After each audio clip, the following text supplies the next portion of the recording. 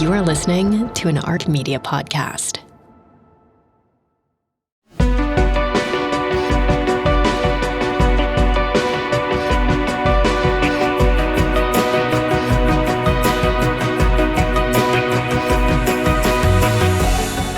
Last week, Nadav joined me on our members-only show, Inside Call Me Back, to answer listener questions. The first question was this: what's one thing that Israelis don't get about diaspora Jews, and what's one thing that diaspora Jews don't get about Israelis? This led to a riveting discussion about the nature of the Israel versus diaspora divide that Nadav and I considered turning it into a full separate episode. But instead, we decided to make that segment of the conversation public and share it with our listeners. So here it is. It's a small taste of the kind of conversations we have been having on Inside Call Me Back. This specific conversation with Nadav continued beyond this teaser, by the way. We also answered listener questions about the future of the remaining hostages and how Hamas manages to continue to rearm. So if you want to hear the full episode, you can become a member by following the link in the show notes or go to arkmedia.org. That's arkmedia.org. Hi, Nadav. Hi, Dan. All right, we're going to jump into it, Nadav. Okay. First question here. No, first of all, I want to say how excited I am, to speak with the insiders of Call Me Back. And I just did a couple of events across the country in the US, and I had the chance to meet people who actually signed up and are part of this subscription and the Call Me Back extras, and I know they're excited. So it's my first time, and I hope I'm not going to disappoint you. Not you, Dan. I don't think you will. I mean, not you, Dan. I didn't mean you. No, I know, but I don't think you'll I meant disappoint. the people listening. Yeah. Okay. Okay. Go. I don't think you're going to disappoint because I'll say for every episode we record, every formal episode we record on the regular podcast, we have many conversations as we think about issues, compare notes, talk about possible episodes, and those are always interesting, sometimes more interesting than the actual episodes. So I'm hoping we can capture some of that here. So just treat it like that, Nadav. Treat it like we're free-flowing. With all the gossip and everything else? Exactly. Do it all. Okay. Empty your notebook. Okay. Empty your notebook right into this conversation. Just dump the whole thing in. All the stuff that says off the record, swore to secrecy, I would not cite anywhere publicly, all of that. Just this is the place, this is the vault for that. By the way, I did get a phone call about our last chapter.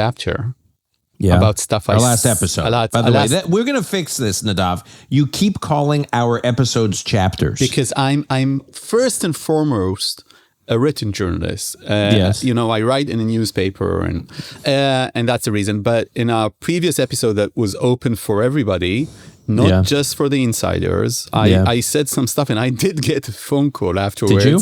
I did. Yeah. I can't say about what. Right. But it was like a cautionary phone call about, we're not sure that you, when you said that, we're not sure that you should have said it the way that you said it, but we're on the safe side. Anyway. All right. Yeah. So all that caution, just throw it to the wind. I see. For this conversation. Okay. Okay. First question is from Sarah Silver. Yeah. It's a terrific question. Sarah writes, what is one thing Israeli Jews don't get about diaspora Jews, and what is one thing that diaspora Jews don't get about Israelis, and why? So I think it's an important question. And I want to tell you, Sarah, that I've been thinking about this question in the last year and a half since coming on Call Me Back, and also having much more interaction since the beginning of the war with the communities abroad, with the diaspora, and specifically with the Jewish community in the United States.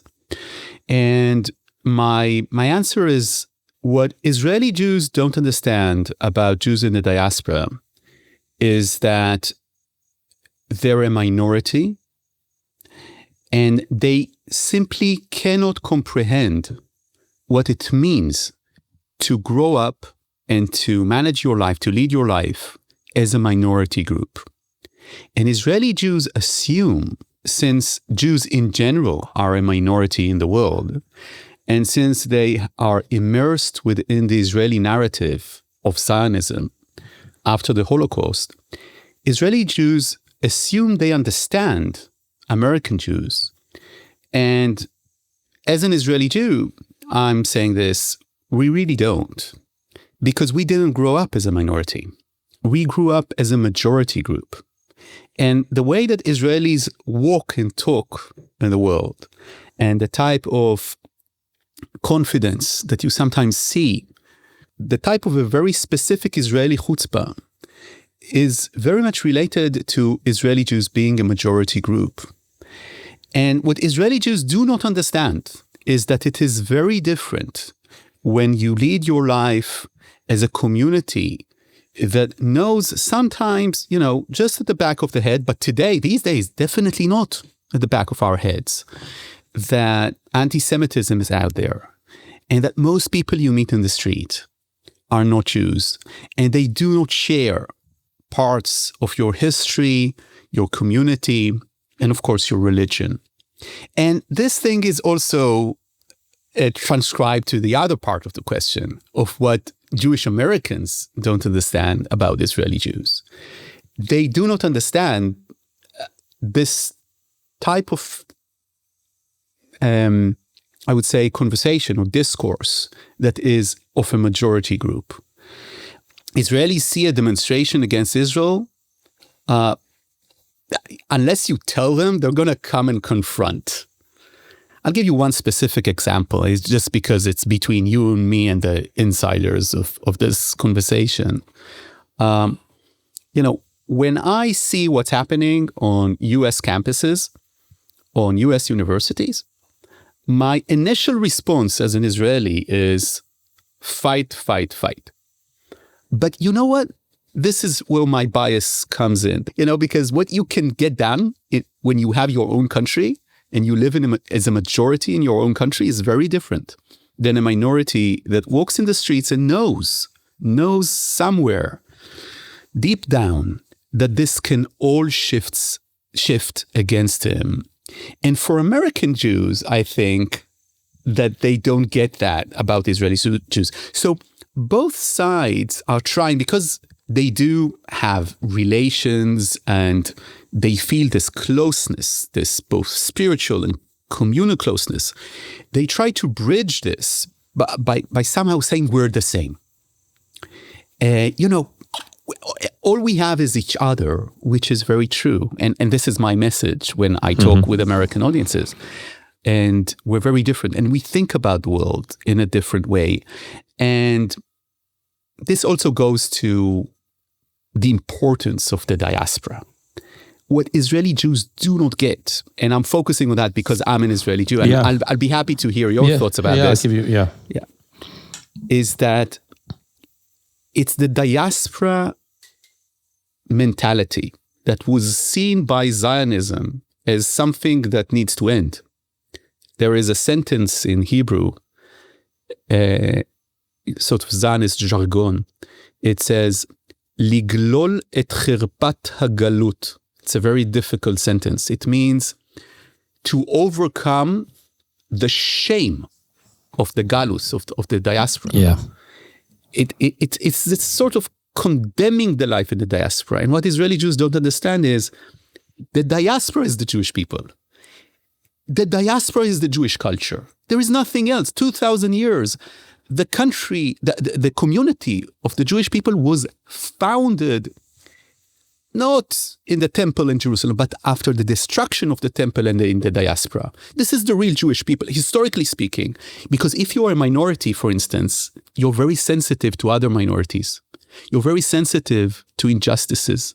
You're very sensitive to discrimination. If you're a minority in America and you hear this sentence about people holding to money and power, you automatically understand that they're talking about Jews, that this is dog whistling about Jews. When Israelis hear people holding money and power, wielding money and power, they don't have this instinct. So that's just part of my. We can spend an entire episode just talking about it. It would be an amazing episode. You said something that. So one of the issues that I constantly hear from diaspora Jews, constantly, is how bad Israelis are at telling their story. Diaspora Jews want Israelis to tell their story. Diaspora Jews, you're looking at one, we spend a lot of our time telling the Israeli story, but we get so frustrated that Israel doesn't tell Israel's story in good times and bad, wartime and peacetime. I mean, you and I got into a little bit of a heated conversation about it in our last episode about the food crisis in Gaza and how Israel there's this constant like frustration over here with how badly Israel handled its own communications with the world. And it just occurred to me in something you said that I had not really thought of, which is it's both a feature and in this case a bug of being a majority in your own country, because Israelis in their day-to-day lives, they don't think about telling their story because you're in your own country. Whereas if you're a supporter of Israel living in the diaspora, you are constantly under siege. If you're public facing in your support for Israel, especially since October 7th, and so you're fixated on this, and whereas Israelis just don't think about how to explain that. By the way, you give me a hard time, and you're not the only one, about what you often characterize as a shall we say a bias towards a soft defense of Prime Minister Netanyahu, or going out of my way to give him the benefit of the doubt, which I will say I think no, actually, if you're opening it up and this kind of conversation, I have to say you pushing back about Netanyahu, I feel is you doing what you need to do, Dan.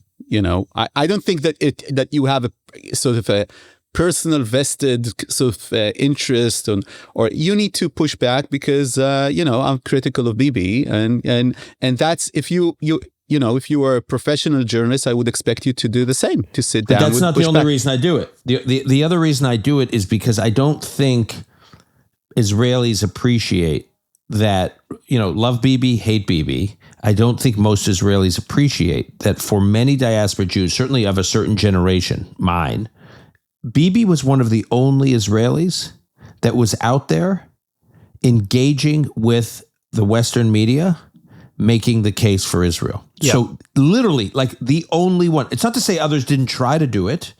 It's not to say that others didn't, have sometimes were effective. But he, as you know, built much of his career as the guy who could actually do all the things I was saying before Israelis generally don't do. I remember going all the way back to the first Intifada. I remember Nightline, Ted Koppel's Nightline, every night, 11:30.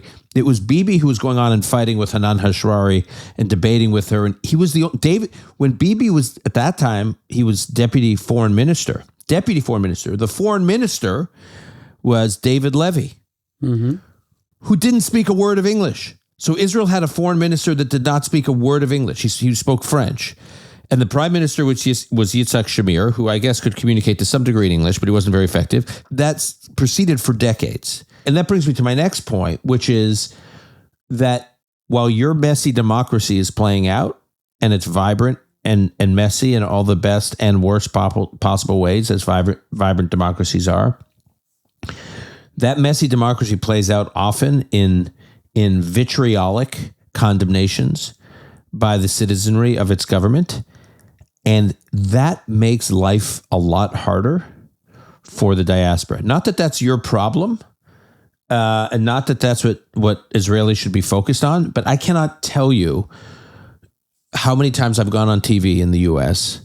and I'll be like, I remember like being on CNBC one morning on Squawk Box, and I'm defending Israel, and the anchor is presenting to me all these criticisms of Israel. I'm defending them, and I'm really trying to discredit these charges. And the anchor says, Dan, look, I'm not just coming up with the Israelis are saying this. There's tens of thousands of Israelis marching in the streets. They're saying these things. I'm just quoting them. But here I want to say something about that. And that's a constant conversation between the two of us, just behind the scenes. And I think it's an important conversation. It goes to the seed that I spoke about seeing Israel as a real country. In a real country, you have an opposition, and the opposition wants to take power. And it doesn't care about how this is going to influence the image of the country abroad. It doesn't have a directorate of the Jewish people that says, oh, now only the opposition in Israel needs to be much more subsided, silent because it's not good internationally for the country. And to some extent, it also goes to the policies of the government. So you're speaking about the opposition, but the question is really, when an Israeli minister, Israeli cabinet says something incredibly stupid or cruel, like we're going to destroy, we're going to burn everything, all the rest, how does it interact with the existence of Jewish communities? This is the question I'm getting.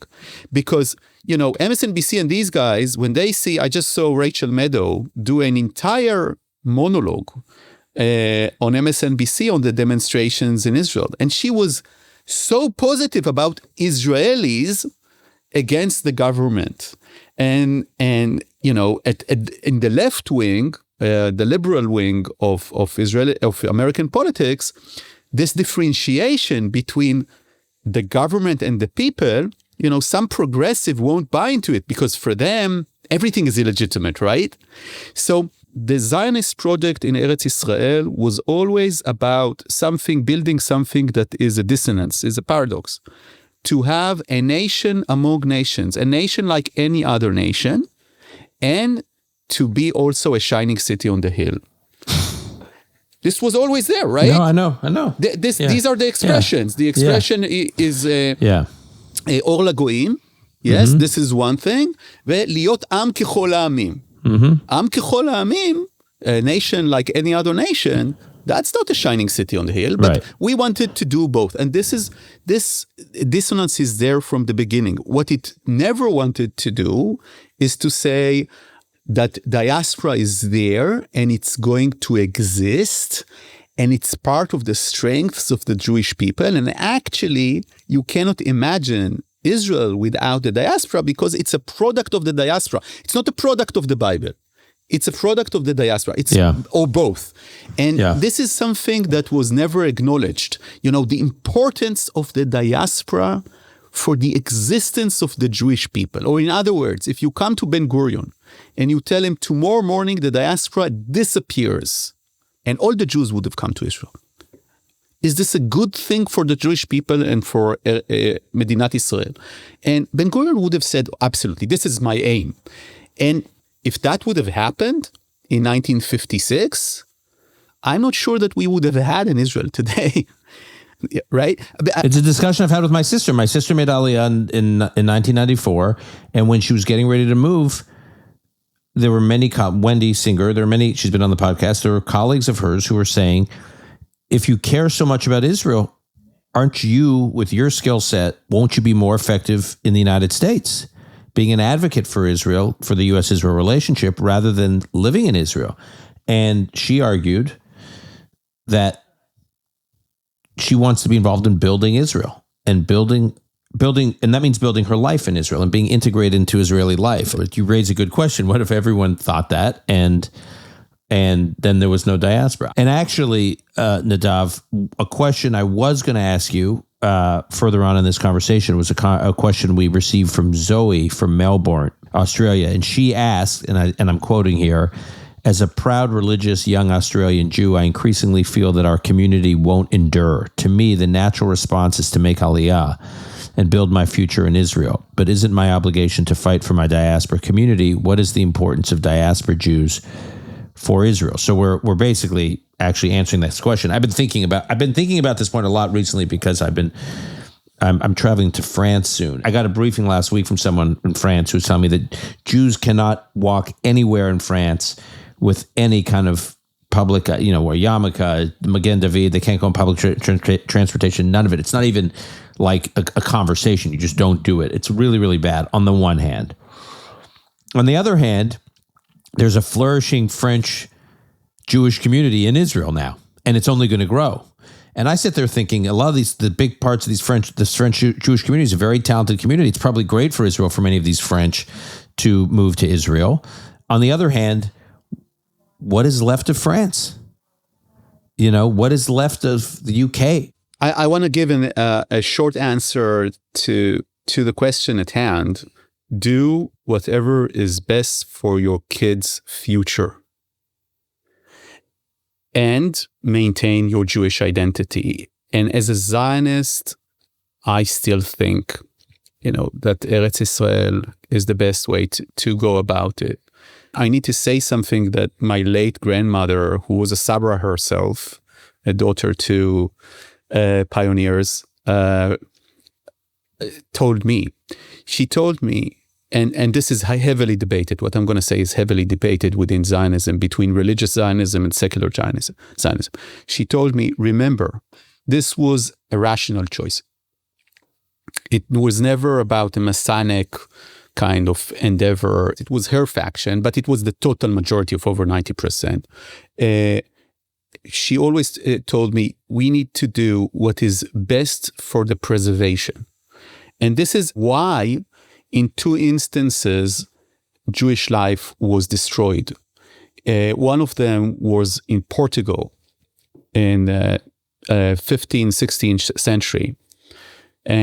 Jews were not allowed to leave, and they were forced to convert to Christianity or get killed, unlike the expulsion of Spain.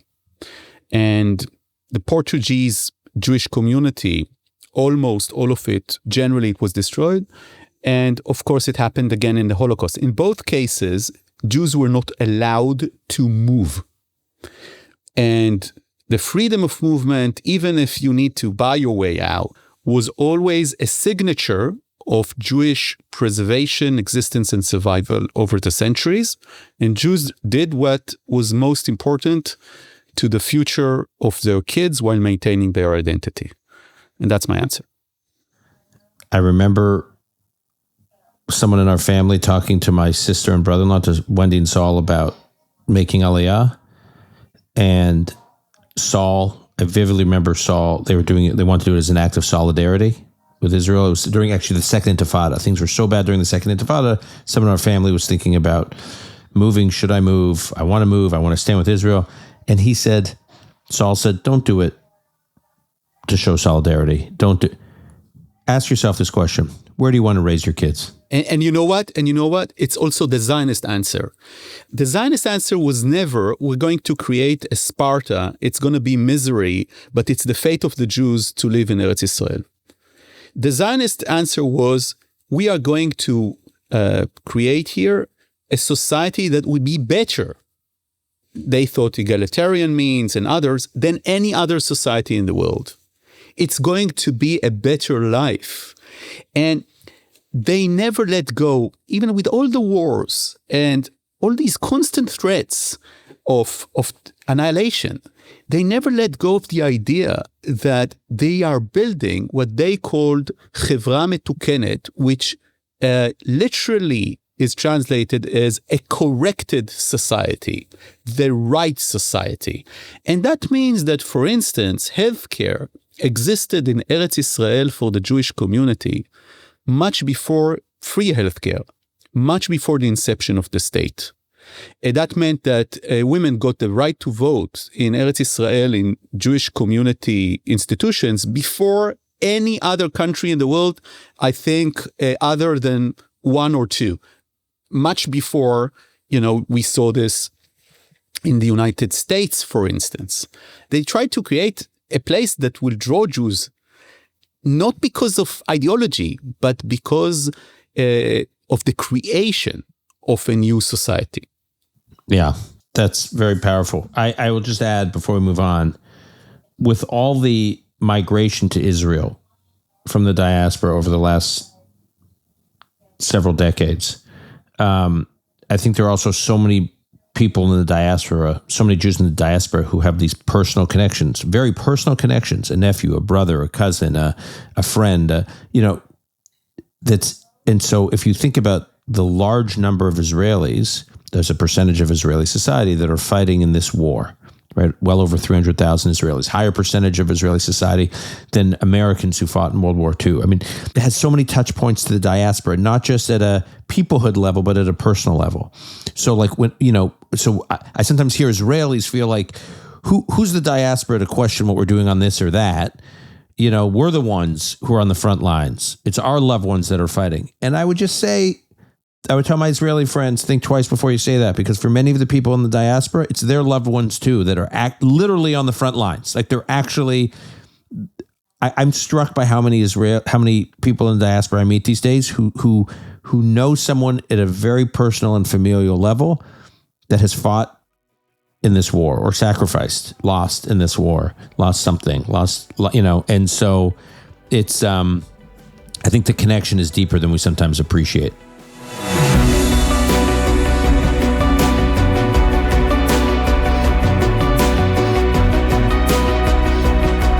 This is it for our sneak peek. If you found this interesting and want to hear more while also supporting our mission, please subscribe to our weekly members-only show, Inside Call Me Back. This week, I'll be on the hot seat taking listener questions, including whether a two-state solution is a viable end for the Israeli-Palestinian conflict. Inside Call Me Back will come out every week as an extension of the Thursday episode. To subscribe, please follow the link in the show notes or go to arkmedia.org. That's arkmedia.org. Call Me Back is produced and edited by BENATAR. Ark Media's executive producer is ADAAM James LEVIN-AREDDY. Sound and video editing by Martin HUERGO and MARIANGELES BURGOS. Our director of operations, Maya RACKOFF. Research by GABE Silverstein. Our music was composed by YUVAL SEMO. Until next time, I'm your host, Dan Senor.